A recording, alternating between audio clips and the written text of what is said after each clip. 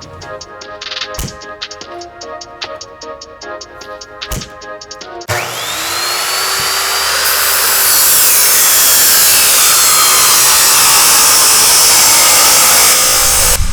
up, everybody? I'm Adam from Mygolfspy, and today we're talking carbon versus titanium. Let's get it.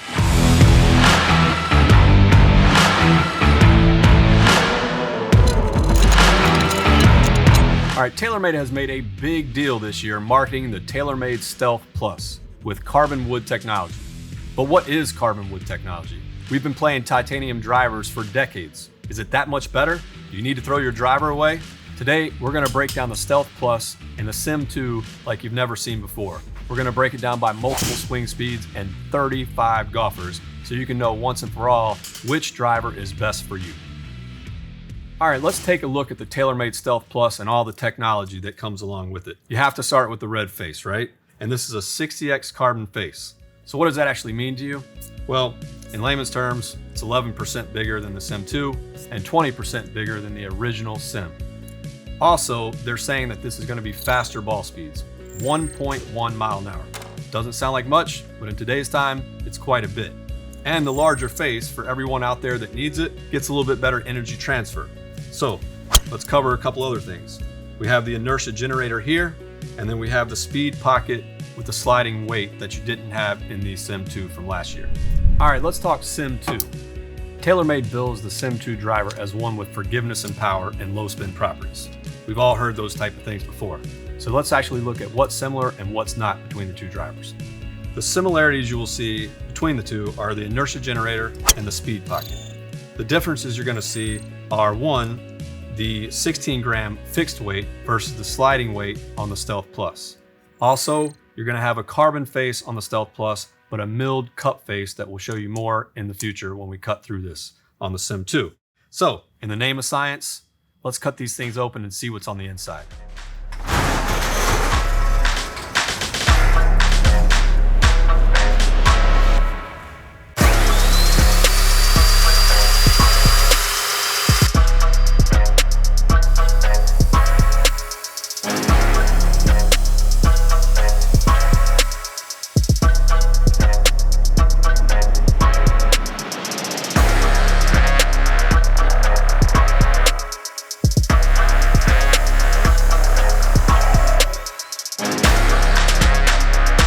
Totally get it. The last thing you want to do when you buy a $600 driver is cut it open with one of these. We wanted to check out what's on the inside so you could see what this technology is all about.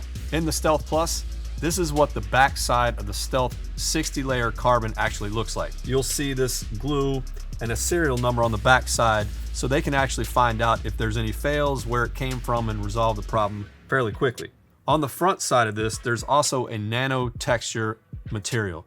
And what this does is actually control spin in both wet and dry conditions. Also, the face on the Stealth Plus carbon wood is 26 grams versus 43 on the SIM 2, which is 17 grams lighter, which was pretty significant to allow them to put more weight on the inside of the driver in the places they would prefer to have it. So now let's take a look at the back of the SIM 2. Now that we've cut it open, what's going on in the inside of this one is totally different than the carbon. The internal structure, you can see there is some baffling and different architecture going on here to both help with sound and strength. This is a titanium face insert that's been milled on the back side. And the reason that's milled on the back side is to give it tighter tolerances across the entire face. So when you miss hit it like most of us do, it helps you on those shots. All right, we've broken down these two drivers literally and figuratively, but we wanted to get some of our testers involved from Mygolfspy to let you know what they thought. So let's hear what they have to say.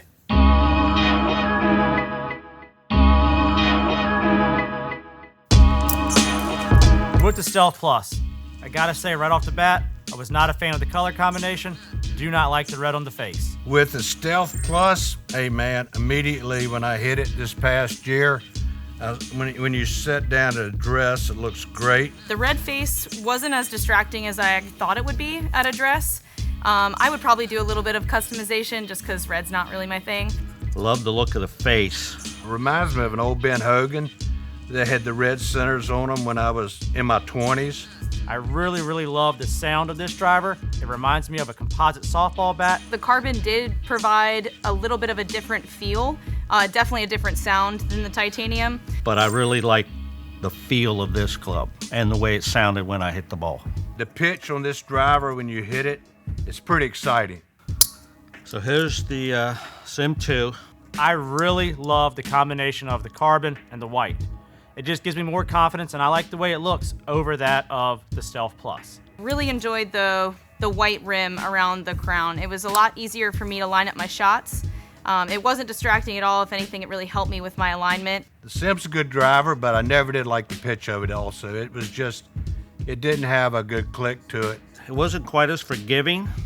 I'm not real keen on this bottom part. The carbon it really wasn't for me. It didn't provide the forgiveness that I was looking for. I struggle with a little bit of accuracy, so when it came down to it, the SIM 2 is definitely my choice. The sound and feel aren't that far off, so this will continue to stay in my bag and keep me in the middle of the fairway. This is the one I would probably put into my bag because it was much more forgiving than the SIM 2. I would pick the Stealth Plus over the Sim 2 any day. So let's jump into the good stuff, the data, and seeing how these drivers perform. Did the Stealth Plus actually beat the titanium SIM 2? So when you look at the overall data, Taylormade really nailed it. With the ball speed claim of 1.1 mile an hour more, that's exactly what we saw here at Mygolfspy in our test facility. But where this really gets interesting is when you break this down by swing speeds. There was a lot of reviews that came out early on this driver that showed there wasn't that much difference between this year's Stealth Plus and last year's Sim 2, which you can see kind of why. The people that were doing the testing were generally higher swing speed reviewers. And when you look at the data, you see pretty much the same in carry, total, and ball speed. Actually, fairway percentage was up a little bit for the higher swing speeds. But where this gets really cool is when you start breaking this down where the meat of the golf industry is. And that's in 105 and under, right? That's the average golfer. 95 to 105 mile an hour swing speed. If that's you, listen up.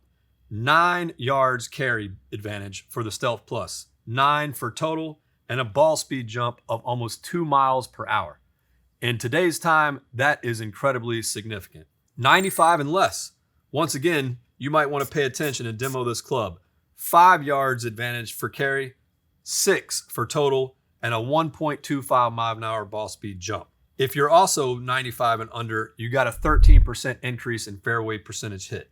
So at the end of the day, what does this mean for you, all this data? Should you go out and buy this driver? That's up to you. But in today's time, we don't generally see 9-yard gains from one year to the next. In 10 years of testing at Mygolfspy, the general rule of thumb is 1-3-5.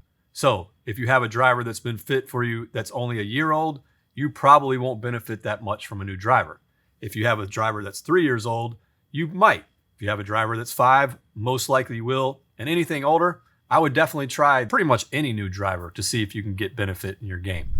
After all the testing, here is our professional opinion at Mygolfspy. If you own a titanium driver, you don't need to throw it away.